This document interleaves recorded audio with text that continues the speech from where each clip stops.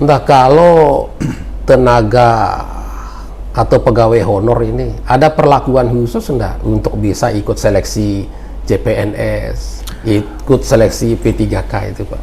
Ya, bukan perlakuan khusus. Ada nanti kita lihat dari sisi usia pendidikan, Bang. Tidak ada perlakuan khusus. Jika memenuhi syarat itu, kita ikutkan, Bang. Begitu juga P3K, Pak. Karena P3K ini syaratnya dia usia 20 tahun sampai 59 masih boleh ikut tes, Pak. Nah, tentunya nanti kan tidak semuanya bisa terakomodir di sini. Nah, di dalam surat Menpan tanggal 31 itu menyebutkan kita disuruh pikirkan bagaimana sistem alidaya, Pak. Atau yang disebut outsourcing lah, kalau bahasa kerennya. Nah, kalau seandainya mereka nggak lulus tes seleksi CPNS dan P3K tenaga atau pegawai honor ini, nah mereka akan diapakan?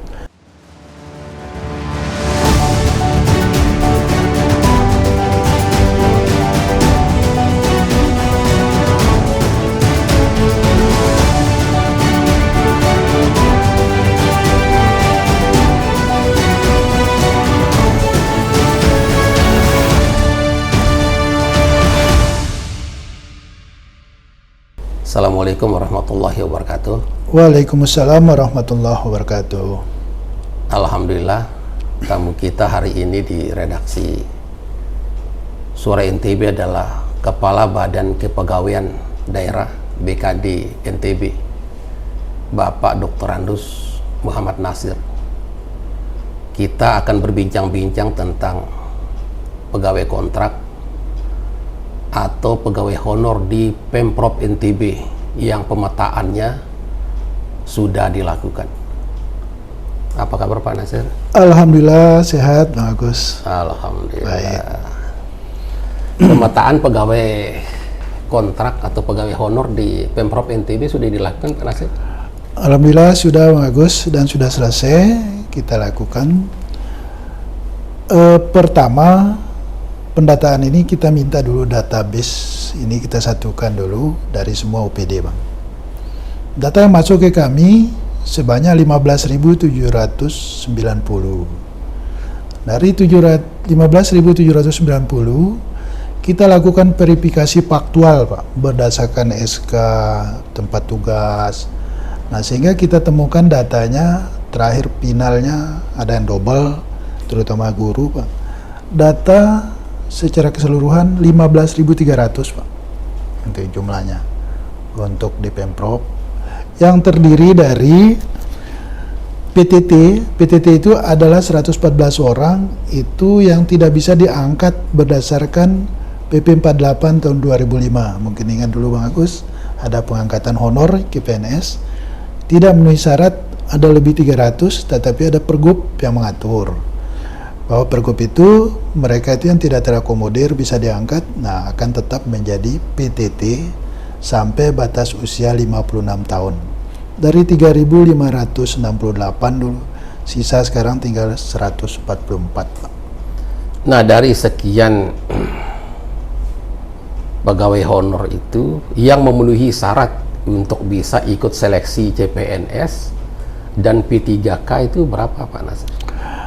Untuk pemetaan di situ belum sampai ke sana, Pak. Oh, kita sampai. Baru petakan dulu menurut SK, Pak. Oh, gitu. Jadi tenaga PTT 114, tenaga kontrak 4.342, tenaga BLUD yang ada di rumah-rumah sakit, Pak, ada 1.447, kemudian di GTT guru tidak tetap yang di sekolah-sekolah itu yang paling banyak ini sebanyak 9.052, dan tenaga teknis lainnya yang dikontrak melalui komite itu kemudian dari hibah yang ada di komisioner itu sebanyak 345, sehingga jumlah keseluruhan ada 15.300 orang.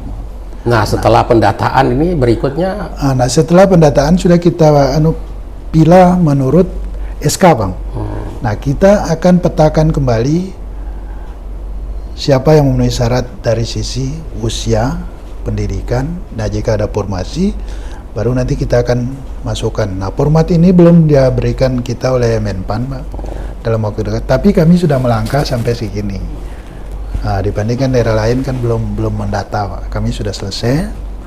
Nah, terjadi perbedaan antara data yang ada di BKD dan BPKAD itu lebih disebabkan karena sumber pembiayaannya. Kalau di BKD semua sumber pembiayaan mereka itu harus kita akomodir, sementara BPKAD sumber pembiayaan hanya dibayar melalui dana APBD. Jadi belum ada petunjuk teknis ya atau petunjuk pelaksanaan lah dari Menpan tentang syarat-syarat untuk bisa ikut seleksi CPNS P3K. Kalau syaratnya sudah ada, Pak. Oh, sudah ya. Cuma juklaknya yang belum ada. Oh. Kalau syarat itu sudah resmi, Pak, dari dulu dalam undang-undang sudah jelas, Pak.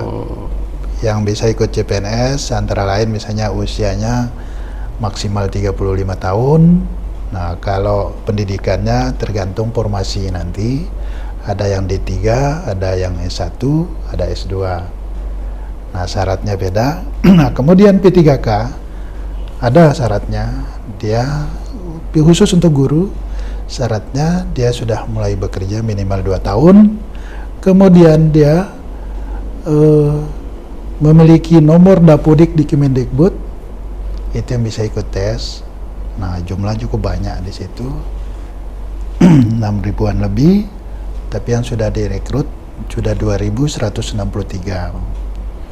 Nah, ini hasil kami rapat kemarin dengan Kemendikbud dan Kemenpan terkait masalah pengangkatan guru non ASN untuk tahun 2022 sampai 2023. Nah, tahun 2022 ini masih tersisa dari formasi 4.442 masih tersisa 2.000 lebih, 2.769. Nah, ini beda sistem seleksi tahun 2021 yang lalu dengan 2022, Bang. Ini guru di Ya. tingkat SLTA, SMA, SLB dan SMK, Pak. ya, karena kewenangan provinsi. Kewenangan provinsi ada di situ. Kalau SMP SMP ke ke bawah, itu kewenangan kabupaten. kabupaten kota. Nah, untuk seleksi tahun 2022 ini untuk guru SMA, SMK, SLB itu yang sudah memenuhi passing grade tapi belum dinyatakan lulus seleksi 1 dan 2 tidak dites lagi, Pak. Tinggal diberkas sama guru kategori 2. Itu menjadi prioritas utama. Kategori 2 itu maksudnya apa? K2 kalau K2. istilah 2. Jadi sudah ada kategori dulu. Karena di guru ini kan dia ada kelompok mengelompokkan diri. Kalau mereka menyebutkan K30 itu berarti 30 tahun ke bawah. K35 ke bawah. Gitu, Pak. Entah kalau tenaga atau pegawai honor ini ada perlakuan khusus enggak untuk bisa ikut seleksi CPNS, ikut seleksi P3K itu, Pak? Ya, bukan perlakuan khusus. Ada nanti kita lihat dari sisi usia pendidikan, Bang. Tidak ada perlakuan khusus. Jika memenuhi syarat itu, kita ikutkan, Bang. Begitu juga P3K, Pak. Karena P3K ini syaratnya dia usia 20 tahun sampai 59 masih boleh ikut tes, Pak. Nah, tentunya nanti kan tidak semuanya bisa terakomodir di sini. Nah, di dalam surat Menpan tanggal 31 itu menyebutkan kita disuruh pikirkan bagaimana sistem alidaya, Pak. Atau yang disebut outsourcing lah, kalau bahasa kerennya. Nah, kalau seandainya mereka nggak lulus tes seleksi CPNS dan P3K tenaga atau pegawai honor ini, nah mereka akan diapakan? Itu kan alternatif ketiga, Pak. Outsourcing. Outsourcing. Jadi tidak ada satu kalimat atau kata-kata dalam surat Menpan itu bahwa dirumahkan atau diberhentikan, tidak ada, Pak. Kita disuruh tata, Pak. Oh, tata. Menata dan kemudian gajinya harus setara dengan UMP atau UMK. Nah, kalau di NTB ini standar gajinya semua pegawai kontrak atau pegawai honor ini sudah sesuai UMP ya? Kalau di provinsi sudah Bang, Sudah ya. sudah. Kecuali di guru, karena dia guru itu dasar pembayarannya jam mengajarnya. Nah, tapi mereka mendapat ada sertifikasinya. Karena mereka walaupun guru honor, dia sudah ada sertifikasi pendidikannya ada. Sehingga berhaklah dia mendapat tunjangan. Nah, yang boleh menjadi tenaga outsourcing ini apa sebatas supir, tenaga keamanan, atau apa ini Pak Nasir? Nah, kalau yang saya dapatkan informasinya, katanya hanya sebatas itu yang bisa di outsourcingkan. Nah, kalau di dalam surat Menpan memang itu Pak, supir, keamanan, pemdal atau tenaga cleaning service. Ya. Tetapi di kita dapat datanya tenaga administrasi, Oh, tenaga teknis. Nah, tentunya kita kan mencari solusi ini. Nah, kita nunggu petunjuk teknisnya yang diterbitkan oleh Menpan. Tapi kami sudah coba memilah semua ini supaya ya tidak simpang siur informasinya. Nah, dalam rapat kemarin minggu yang lalu dengan Menpan Mendikbud, mereka belum mengeluarkan pedomannya untuk itu. Tapi kami menyampaikan bahwa kami di NTB sudah melakukan sampai sejauh ini. Malah itu diminta supaya kita kirim, nah supaya langkah-langkah ini dipercepat. Karena batasnya sampai tanggal 28 November 2023 harus tuntas. Nah, sehingga kita harus gerak cepat. Nggak usah menunggu tahun 2023. Kita coba upayakan ya tahun ini selesai. Jadi 2023 itu nanti sudah tidak ada lagi istilah pegawai kontrak Ya, dan pegawai ya pokoknya pegawai honor, gitu kan? honor itu disebutkan hanya dua disebutkan di situ Pak. Jadi ada PNS dan P3K. Itu di undang-undangnya mengatakan seperti itu. Undang-undang 5 tahun 2014 tentang ASN. Nah, tenaga ini nanti sisanya kan lebih banyak yang tidak bisa kelihatannya. Itulah tenaga ahli daya Pak. Jadi bukan dirumahkan Pak. Jadi tidak ada pegawai kontrak atau pegawai honor yang dihapus secara massal gitu kan? Nah, Jadi penghapusan pegawai tidak ada Pak. kontrak Cuma pegawai- sebutannya saja yang Ya, ada, cuma Pak. sebutan. Sebutan Pak. Jadi mereka itu namanya ahli daya ini. Nah, permasalahan yang dihadapi kita ini kan untuk tenaga teknis tertentu belum ada. Saya minta kepada kepala OPD-nya supaya berkomunikasi dengan kementerian lembaganya.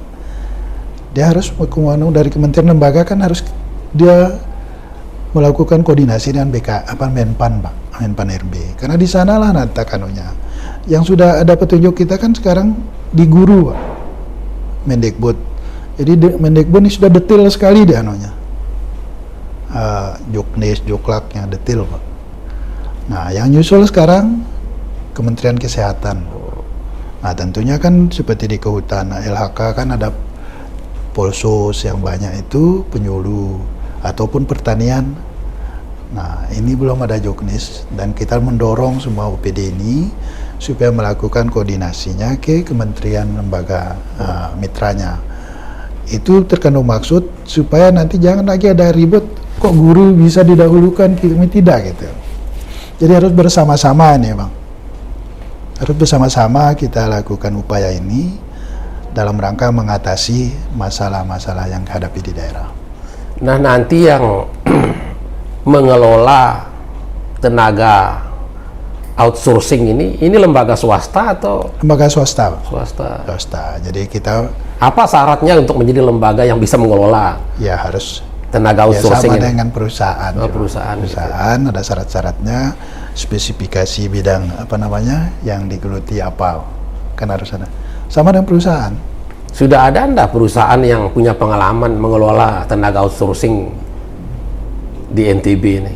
Ada Ada ya? di rumah sakit kota kan pakai tenaga outsourcing semua. Jadi ada perusahaannya. Nah, tentunya ini kan kalau satu perusahaan kan monopoli juga nggak bagus kan. Ya tentunya kita berharap ya siapa saja warga negara ini yang ingin Itu tender nanti ya? Ya, tender. Di tender. Nah, kita berharap juga walaupun di tender ini kan jangan sampai yang sudah ada ini kita rumahkan lagi, Pak. Sama artinya kan membuka pengangguran baru, Pak. Harus ada solusi semua nih. Jadi tenaga yang dikelola oleh perusahaan yang mengelola outsourcing ini harus memprioritaskan tenaga yang sudah Nanti di Pak, apa namanya? Tornya kita. Nah, jangan sampai malah Membuat hal yang baru lagi. jangan sampai nanti malah tenaga kontrak, pegawai honor ini malah mendapat kesempatan di situ karena diisi oleh orang baru misalnya kan. Nah, itu ini malah itu kita perlu bahas lebih lanjut kalau masalah itu, Bang. Jadi tidak serta-merta kalau seperti itu nanti ya sama saja kita akan membuat pengangguran massal jadinya. Nah, bagaimana caranya kita kelola yang ada ini dulu. Nah, mengkomunikasikan, tentunya kita buat tornya dalam hal rekrutmen. Ada prioritas-prioritas tertentu mungkin kita akan buat nanti. Kalau dari pemetaan yang dilakukan oleh BKD ini, pegawai kontrak atau pegawai honor itu sebaran yang terbanyak itu di mana, Pak Nasir? Dikbud. Oh, Dikbud ya. Mendominasi 78% Dikbud. Kenapa bisa seperti itu, Pak Nasir? Kita kekurangan guru. Oh, kekurangan guru. Ya. Kalau yang di tempat lain enggak ya? Ya, di tempat lain BLUD, rumah sakit, itu. Yang lain-lain hampir merata semua, Pak. Kalau kita urut Dikbud, rumah sakit, terus LHK, itu besar, Pak. Kenapa kita bisa kekurangan guru, Pak Nasir? Pensiunnya yang paling banyak. Oh, pensiun banyak. Pengangkatannya sedikit. Nah, sekarang kebutuhan kelas baru kan terus bertambah.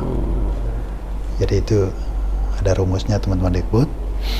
Nah, jadi ada jam mengajarnya dibatasi sekian. Nah, sehingga kita jadi 2 tahun ini kan sudah tidak ada pengangkatan CPNS guru, Pak. Sehingga diisi oleh tenaga P3K. Kenapa tidak ada, Pak Nasir? Karena diutamakan lewat P3K yang sudah ada ini kan cukup banyak. Jadi tahun lalu di seluruh Indonesia pengangkatan guru P3K ini sebanyak 1 juta se-Indonesia. Kalau NTB berapa kemarin? Kita diberi formasi 4.442, tetapi yang sudah dinyatakan lulus tahap 1-2-nya baru 2.163, sehingga masih ada 2.000-an lebih. Nah, 2.000-an ini sisanya akan diutamakan bagi yang sudah lulus passing grade waktu tes tapi tidak dinyatakan lulus, Pak. Dan kemudian K2, yang dulu istilah K2 itu menjadi prioritas. Mereka sudah lulus passing grade K2 dan tambahan guruan. Nah, itu menjadi prioritas tanpa tes, Pak.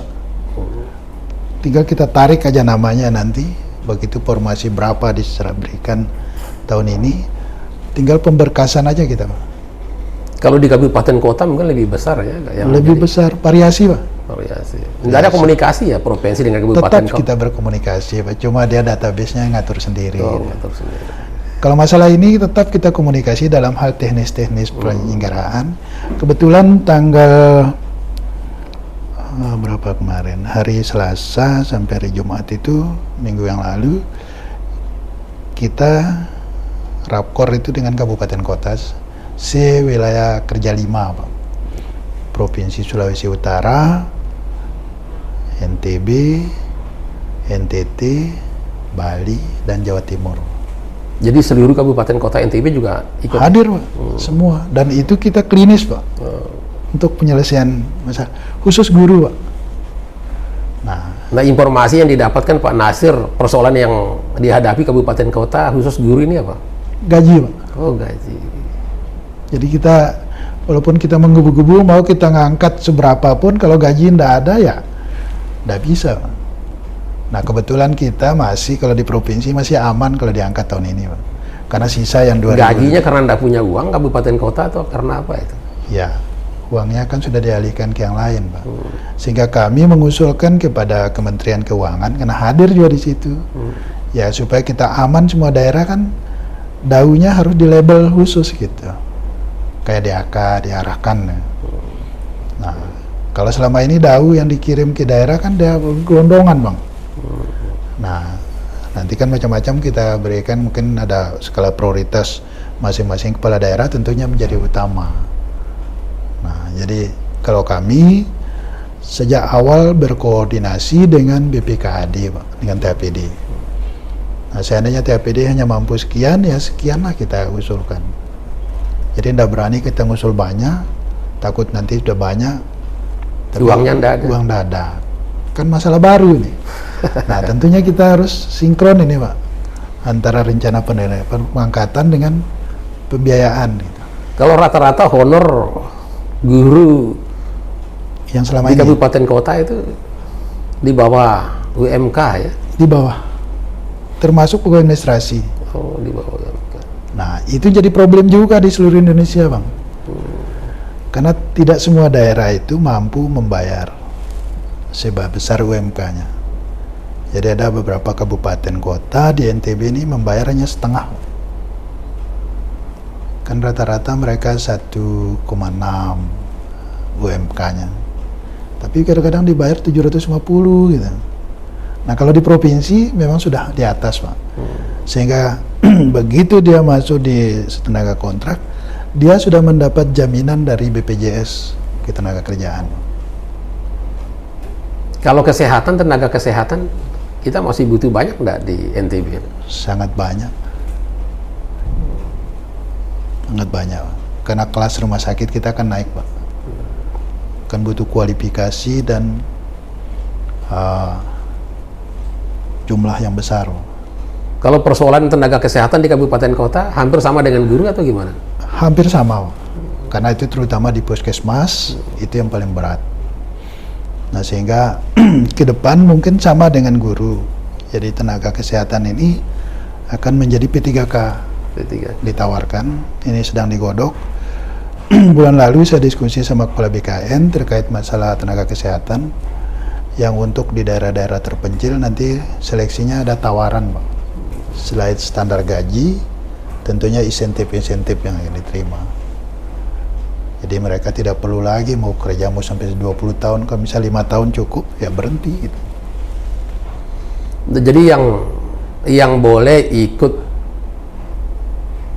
seleksi CPNS ini apa ada syarat pengabdiannya ya? Misalnya sudah harus 5 tahun menjadi tenaga honor baru boleh gitu. Enggak ya? Yang ini yang belum ada juklak. Belum ya? Jadi kita coba memilah saja siapa-siapa yang memenuhi syarat secara administrasi dulu, Bang. Nah, kalau guru kemarin kan sudah jelas ada syaratnya minimal 2 tahun. Minimal 2 tahun. Nah, kalau CPNS saya rasa ya tidak perlu mau 2 tahun, yang penting memenuhi syarat. Tapi kita masih tunggu dulu yang itu. Nah, jadi agak ya kalau dibilang ruwet dan unik, ya unik kita ngurus ini, Bang.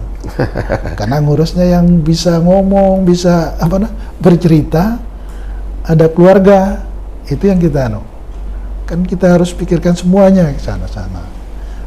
Makanya ya dalam beberapa kali mungkin beberapa media kan sering mengadakan ada perbedaan ini antara Dewan dan kami. Kami tidak mau gegabah, Bang, untuk mengekspos barang yang hanya menurut kira-kira atau apapun mungkin. Nah, kami di birokrasi kan tidak boleh gitu, harus pasti, itu baru berani kita ekspos, sehingga terjadilah perbedaan yang pada prinsip antara kami dengan BPKAD juga tidak terlalu prinsip, karena mereka menginput datanya dari gaji yang dibayar APBD, sementara di kami mau APBN, mau BLUT, semua kami input, sehingga data yang ada di BKAD itu pasti membengkak. Jadi kebijakan baru khusus untuk guru sekarang ada. Jadi tahap 3 tidak ada lagi dites, Bang. Jadi yang sudah lulus passing grade kemarin tinggal kita ranking saja. Ya, guru. Tenaga kesehatan masih kita tunggu rancangannya, belum ada putusan Menpan. Karena Itu kan putusan awal dari Menpan semua Pak, kebijakannya. Jadi masalah birokrasi ini ya manusia ini dari Menpan harus di dalam lembaga teknis Kementerian Lembaga itu mengkomunikasikan. Tugas kita di daerah mendorong Pak, karena dari tenaga yang kita inventarisir ini kan tidak hanya tenaga guru, ada juga teknis tertentu lainnya. Mereka ini ngomong nanti Pak, kenapa hanya guru aja? Nah, kita mendorong ini semua agar pusat segera melakukan koordinasi agar Menpan mengeluarkan kebijakan secara utuh. Nah, kalau sudah secara utuh, kita sudah punya database, tinggal kita pilih aja Bang. Nggak terlalu ruwet-ruwet amat, walaupun teman-teman di daerah lain belum, tapi kita mencoba begitu dapat surat itu, mapping langsung. Nah, jadi kira-kira seperti itu. Jadi gambaran kalau untuk SDM ini tentu sangat menarik, menjadi perhatian publik, karena kita mengangkut masalah manusia. Nah, jadi bagaimana nasib kami, ini itu. Iya. Jadi kira-kira seperti itu kebijakannya. Nah, sehingga dalam expose kami, tidak berani gegabah mengekspos menurut kami, misalnya kira-kira sekian, atau mungkin sekian, enggak. Ini angkanya sudah real yang kami sebutkan 15.300 itu. Real adanya, by name, by address. Nah, sehingga kalau kita mau cepat, kayak mau merubah, menggeser uang, itu enggak bisa serta-merta seperti itu. Karena kita melihat faktanya dulu, fakta autentiknya, SK-nya, nah terus pendidikannya, berapa masa kerjanya, di mana dia bertugas, apa jabatannya, itu semua harus kita inventarisir, sehingga kami temukan rincian ada namanya tenaga kontrak, BLUD, tenaga guru yang dibayar dengan dana BOS, itu ketemu semua. Nah, terjadi perbedaan kemarin angka 15.790 menjadi 15.300. Itu lebih dikarenakan guru itu ada yang mengajar di 2 tempat untuk jam mengajar. Jadi ada 2 SK, begitu kita telusuri ternyata orangnya sama Pak. Tinggal kita delete. Sebelum delete, konfirmasi dulu apakah nama ini sama dengan nama di sekolah lain gitu. Kalau dibilang sama, untuk memenuhi jamnya ya sudah, berarti 1 kita pakai. Terima kasih Pak Nasir atas waktu dan kesempatannya berbincang-bincang dengan kami. Lebih kurangnya mohon maaf. Wassalamualaikum warahmatullahi wabarakatuh. Waalaikumsalam warahmatullahi wabarakatuh.